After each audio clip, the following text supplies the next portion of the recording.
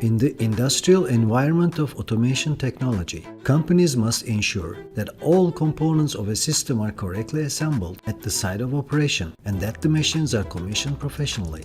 Students learn how this works from the ground up on the SkillsConveyor.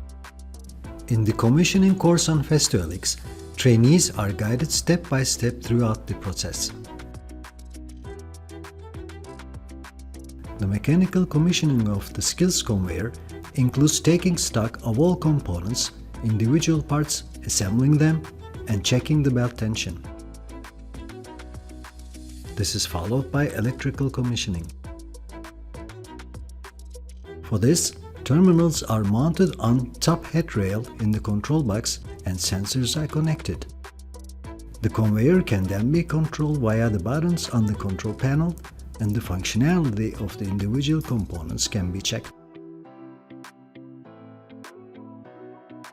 After completing the learning units on mechanical and electrical commissioning, the learners are able to name and mount all belt components correctly. Ready to get started with the next topic area.